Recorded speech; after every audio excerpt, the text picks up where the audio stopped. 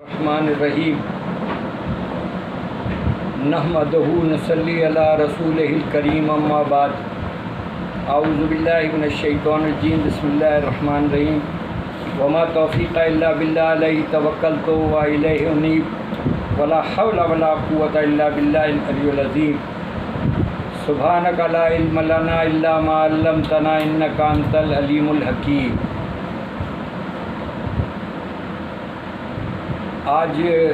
اللہ کے فضل و کرم سے پہلے بھی اس موضوع پر بلال شفاخانے کی معرفت گفتگو ہو چکی ہے اور ہوتی رہتی ہے، لیکن کافی افراد کی طرف سے اس کو مزید اس کی تشریح اور اس کے مزید اس کو تفصیل سے بیان کرنے کی طرف، کیونکہ بے شمار ایسے بھی افراد ہیں کہ جو یقیناً دور دراز علاقوں میں رہائش پذیر ہیں اور بہت ساری چیزیں ایسی ہوتی ہیں جو سوالات کی مد میں ان کو درپیش ہوتی ہیں اور وہ اس کو کر نہیں پاتے۔ تو ان چیزوں کو ملحوظ خاطر رکھتے ہوئے آج کی گفتگو کا موضوع ہے آج کے حالات، ہمارے جسم، ہماری بیماریاں، ہماری زندگی، ہمارے طور طریقے اور پریشانیاں اور ان کے حل، اللہ کے نبی صلی اللہ علیہ وسلم کے اقوال زرین، حکمت کے موتی، اسوائے حسنہ اور آپ صلی اللہ علیہ وسلم کے ارشادات کے مطابق اور قرآن و سنہ کی روشنی میں انشاءاللہ پوری کوشش کریں گے اللہ کے فضل و کرم سے کہ ان کو اگر ایک نشست میں نہیں ہو سکی تو اس کو بعد میں بھی جائیں۔ الحمدللہ رب العالمین۔ ایک مرتبہ درود ابراہیم پڑھ لیں آپ لوگ سب، درود ابراہیم۔ اللہم صلی علی محمد وعلی آل محمد کما صلیت علی ابراہیم وعلی آل ابراہیم انک حمید مجید۔ اللہم بارک علی محمد وعلی آل محمد کما بارکت علی ابراہیم وعلی آل ابراہیم انک حمید مجید۔ اللہ کے نبی صلی اللہ علیہ وسلم کا فرمان عالی شان کے مطابق، اور جیسے آپ نے فرمایا ویسے ہی ہوگا، کہ طب کے مطابق اپنی بیماریوں کا علاج معالجہ کرنا یہ بھی اللہ کی تقدیر کا ایک حصہ ہے۔ یہ حدیث ہے مسند احمد کی اور اس کا نمبر ہے 15551، 15551۔ یہی حدیث ترمذی اور ابن ماجہ میں موجود ہے۔ بالکل کلیئر اور دو ٹوک انداز میں اللہ تعالیٰ کے نبی صلی اللہ علیہ وسلم نے ہمیں یہ بات بتا دی ہے، سمجھا دی ہے کہ کسی بھی بیماری یا کسی بھی اس کے سلسلے میں علاج معالجہ کیا کرو، یہ بھی تقدیر کا ایک حصہ ہے، شفا من جانب اللہ۔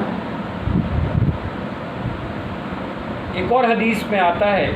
جو اللہ کے نبی صلی اللہ علیہ وسلم نے علاج معالجے کی ترغیب دیتے ہوئے کہا ہے کہ اللہ کے بندو علاج معالجہ کیا کرو، اللہ تعالیٰ نے بڑھاپے کے علاوہ کوئی بیماری ایسی نہیں اتاری یا بنائی جس کا علاج نہ رکھا ہو۔ کلیئر۔ پھر سن لیجئے یہ حدیث مبارک،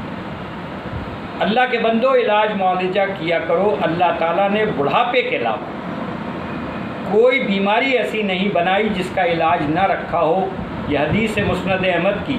اور اس کا نمبر ہے 18644، 18644۔ یہی حدیث ابو داؤد اور ترمذی میں موجود ہے۔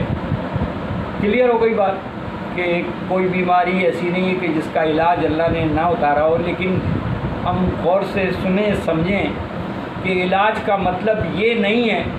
کہ آپ صرف ایلوپیتھک کے ذریعے علاج ہے، ہومیوپیتھک ذریعے علاج ہے، یا طب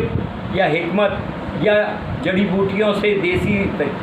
اللہ نے شفا جس میں رکھی ہے علاج وہ ہے۔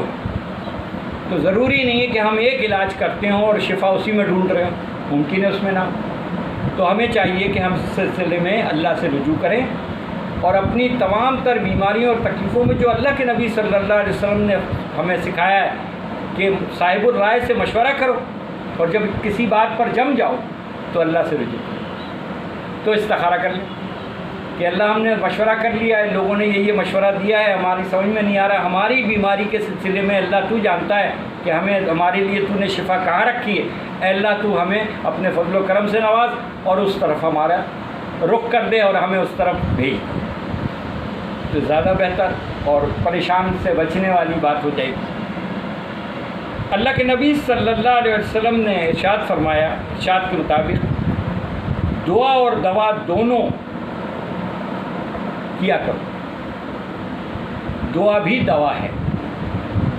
یعنی آپ اندازہ لگا لیجئے کہ وہی بات آ گئی کہ آپ اور ہم دیکھتے ہیں کہ خاص کر طبیب حضرات یعنی اتباع حضرات جو حکمہ کہلاتے ہیں، حکیم حضرات، آپ غور کریں کہ ان کے پرچے پر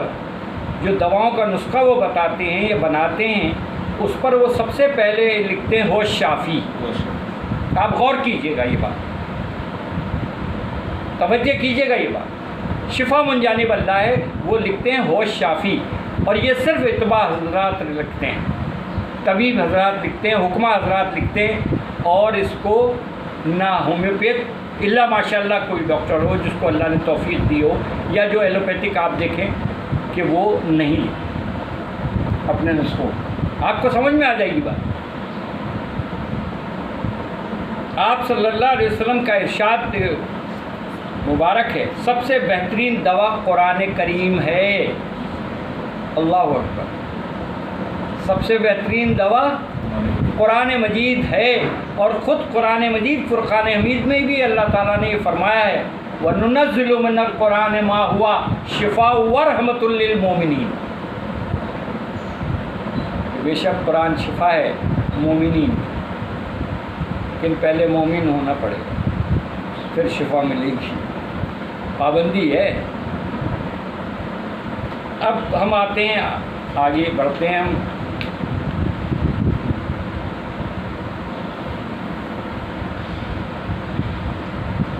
اللہ کے نبی صلی اللہ علیہ وسلم کے اہل خانہ میں سے کسی کو اگر بخار ہو جاتا یا کوئی طبیعت خراب ہو جاتی تو نبی کریم صلی اللہ علیہ وسلم کے حکم پر اس کے لیے دلیہ تیار کیا جاتا، اور نبی کریم صلی اللہ علیہ وسلم اس کی اہمیت فرماتے۔ یہ حدیث ہے ترمذی کی، اور اس کا نمبر ہے 2039 یہی حدیث مسند احمد میں موجود ہے۔